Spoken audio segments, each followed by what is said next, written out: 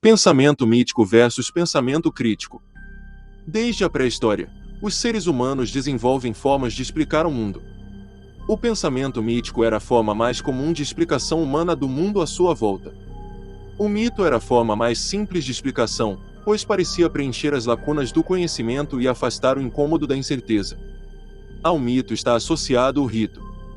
O rito é o modo de se pôr em ação o mito na vida do homem, em cerimônias, danças, orações e sacrifícios. Praticamente todas as sociedades antigas, modernas e contemporâneas possuem alguma forma de explicação mítica.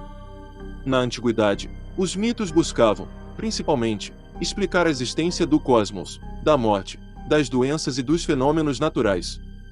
Os mitos mais comuns eram os mitos que buscavam explicar as ocorrências de enchentes, chamados por alguns de dilúvios. Mitos sobre relações entre humanos e deuses, sobre serpentes, sobre a origem do ser humano, das línguas e das comunidades. Mitos fundadores e mitos sobre heróis são os mais comuns. Hecateu de Mileto, mitógrafo grego, foi provavelmente o primeiro a tentar uma história séria da prosa e a empregar um método crítico para distinguir o mito do fato histórico. Heródoto de Alicarnasso, considerado por alguns como o pai da história, deve muito de seu método a Hecateu de Mileto. Com a sistematização da lógica e da filosofia na época de Hecateu, principalmente por Aristóteles, o pensamento mítico passou a ser questionado por um novo modo de pensar, o pensamento filosófico.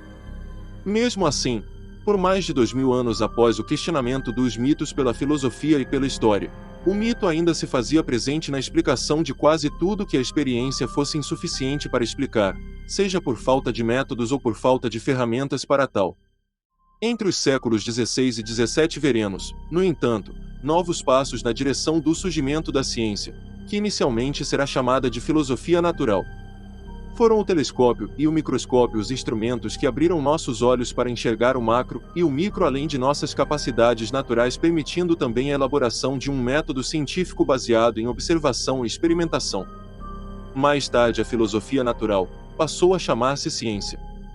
Verifique, entretanto, que até o início do século XX, apenas as ciências naturais eram chamadas de ciência, e a ideia de que os outros campos do saber como a história, a economia, a geografia e psicologia, a antropologia e as ciências sociais deveriam utilizar os mesmos métodos das ciências naturais para formular leis gerais da sociedade, deu origem ao termo cientificismo. Embora o cientificismo reducionista seja algo indesejável, o alargamento do conceito de ciência para as ciências formais e humanas pode trazer muitas contribuições para a ciência como um todo. É o que chamamos de interdisciplinaridade epistêmica. A interdisciplinaridade epistêmica possui o potencial de aproximar as diversas disciplinas ou ciências de modo a dialogarem entre si, fazendo trocas de teorias, metodologias e objetos. O pensamento crítico reflexivo tem muito a ganhar com isso, pois em seu escopo dialógico poderá problematizar e criticar com mais propriedade os diversos problemas postos pelas ciências particulares ao dialogarem entre si. O pensamento mítico, atualmente explorado pela indústria do entretenimento, não deixará de existir. Ele continuará subsistindo na forma de criacionismos, de narrativas religiosas e de contos populares. É nossa missão e nosso dever, enquanto divulgadores científicos, trazer a ciência para o conhecimento popular e mostrar ao povo que há maneiras mais eficientes de pensar e chegar à verdade do que o pensamento mítico religioso. Obrigado por assistir este vídeo, inscreva-se no canal, curta e comente. Sua contribuição é muito importante. O canal História Natural agradece a sua atenção.